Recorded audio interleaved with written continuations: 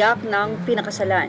Viral nga ngayon sa social media ang naging interview nila Carlo Aquino at ng wife na si Charlie Dizon nang sila ay hindi pa nagpapakasal sa magandang buhay nila Junina Melay, kung saan ang pagbabago sa kanyang buhay nang nakilala niya si Carlo.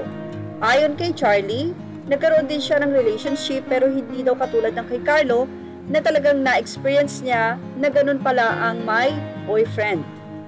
Halatang halata daw na in love si Charlie dito kay Carlo, kaya naman ginawa nito ang paraan para mapaghiwalay ang dalawa. Naniniwala ang mga netizen na third party ang dahilan kung bakit talaga nagkahiwalay sila Carlo at Trina. At ito din ay kinumpirma ni Trina nang siya nga ay ma-interview ni OG Diaz. Wala namang iba dahil nararamdaman daw niya na tila na-fall out of love na sa kanya si Carlo. Ay nagsama na talagang nag-live-in dahil nga sila ay may anak.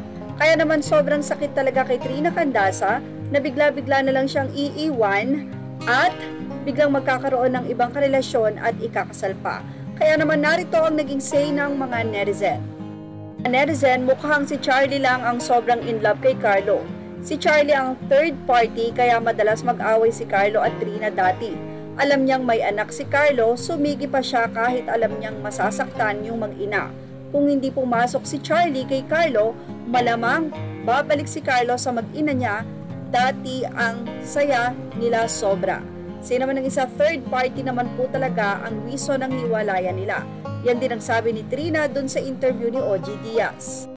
Hindi lang siya siguro tinadhana na maging asawa ni Carlo. For me, she is lucky na nakalabas siya sa buhay ni Carlo and yung anak niya, blessing sa kanya. And sa asawa ngayon ni Carlo, good luck, sana hindi ka na mapalitan pa. Sa iba ng isang netizen, hay naku, walang iba, for sure iiyak ka rin kasi kung anong kaya niyang gawin sa ex niya might also happen to you. Pray ka, girl. Komento ng mga netizen na naniniwala sila nang naging dahilan ng pagkakalabuan ng relasyon nila Trina at Carlo ay si Charlie. Kung saan, marami naman ang nagsabi na mas maganda nga na nahiwalay si Trina kay Carlo at ang iba naman ay sinabi na hindi lang talaga siguro sila nakatadhana para sa isa't isa. Advice naman nila kay Charlie na maging mapagmatiyag ito at sana ay hindi nito maranasan ang nangyari kay Trina. Well, yan ang ating Showbiz Snob update. For more, tutok lang po at syempre, komento na po ang inyong reaksyon dito sa ating update. Thank you for watching. Rightful owners.